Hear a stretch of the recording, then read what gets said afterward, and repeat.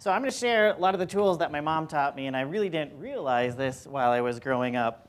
And it's all about making personal connections. And it's all about us being emotional beings and connecting because we're emotional.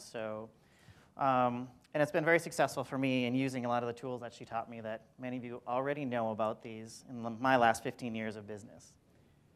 Virtually all business is based on personal and emotional connections. And this is true because I just said we're all emotional beings and we make decisions based on these choices. This is my father's John Deere implement that I grew up working at.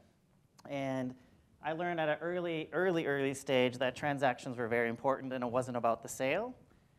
Lots of times it was about the social niceties. It was about playing cards by the wood barrel stove. And it also included bringing out whiskey, which we had to serve a lot to my dad's clients, which also lended to my server experience while going to college and helping me meet a lot of you here. So the point here is, I have a statistics that 7% of communication is based on the written or verbal word. 93% is based on the nonverbal and body language.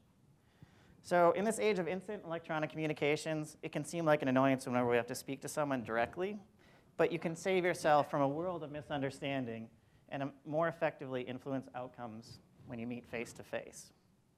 So bedroom or barn, it's really all about connecting. Mom's lesson,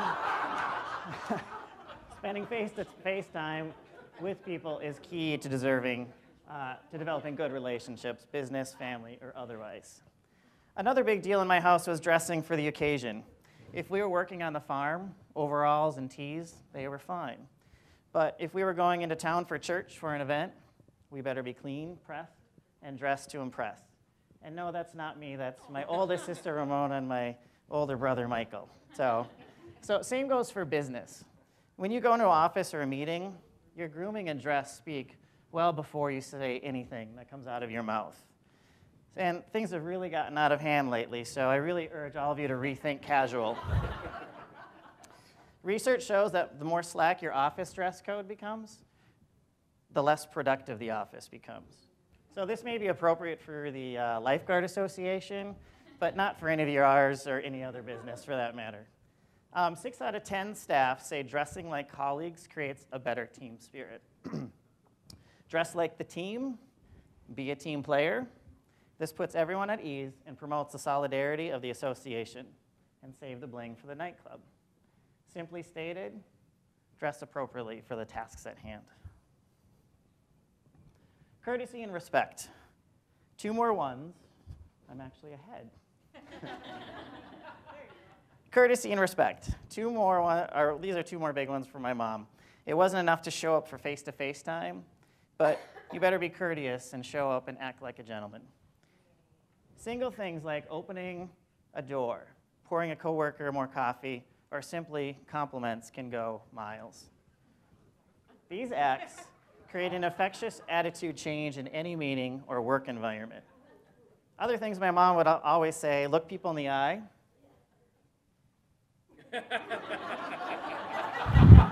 Give a firm handshake, ask questions, and engage with that person that you're with. It's a special moment. Mom's lesson, respect and courtesy go a long way. This one is me. The last one is a doozy. Marilyn, AKA Mom, feels pretty strongly about this one, the handwritten note. As a boy, I dreaded January as much as I eagerly anticipated December.